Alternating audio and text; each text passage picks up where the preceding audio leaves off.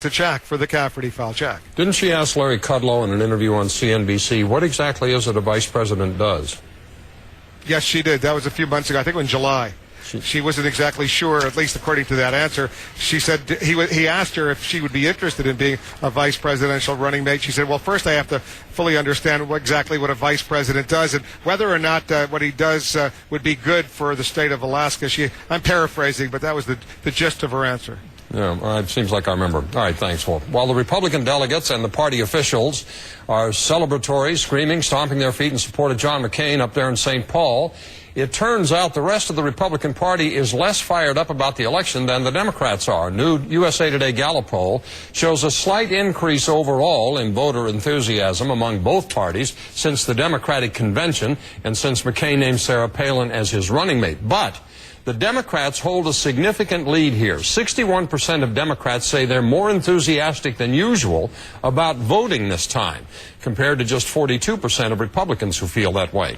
It's worth noting there's been a decline in voter enthusiasm since January and February, when the numbers were just simply off the charts during the heated primary season. In fact, levels of voter enthusiasm now are a bit lower than they were in 2004 at this same time.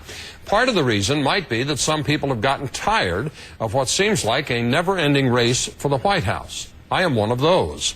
Also, Gallup suggests the decline in Democratic enthusiasm could be due in part to the disappointment of Hillary Clinton's supporters. Nevertheless, the Democrats hold the edge on this enthusiasm deal, and it's something that couldn't be missed in the excitement and size of the crowd at Invesco Field last week, much like the crowds that Barack Obama has been capable of drawing ever since he got in the race.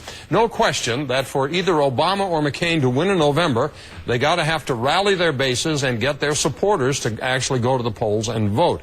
Some question mark about all these young people that like Obama, whether they'll actually show up and vote or not. The question is this: why are Democrats more enthusiastic about the election than Republicans are? Go to CNN.com/Cafferty file. You can post a comment on my blog. Wolf?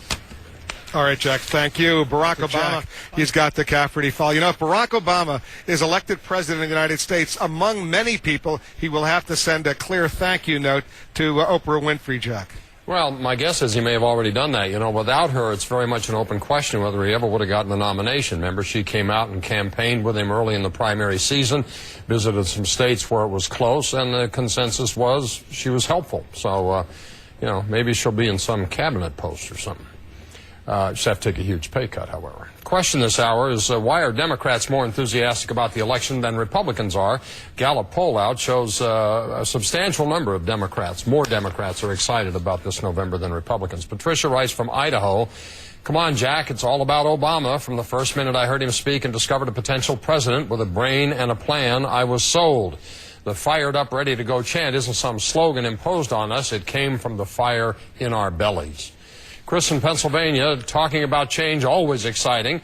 Obama's young, dynamic. His message completely resonates with an electorate that's fed up with politics as usual. But hold on, the GOP's on the verge of its own explosion of excitement, due to start tonight when Sarah Palin's message of bringing change to Washington is heard, and that's just what lackluster Republicans have been waiting for.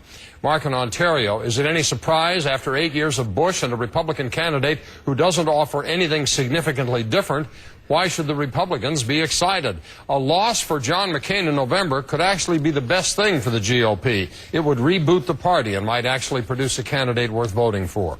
R in Wisconsin writes, having been through a number of elections, I can honestly say I've never been so excited since John Kennedy ran for president. America's waiting for a commander-in-chief to give us challenges that will change this country.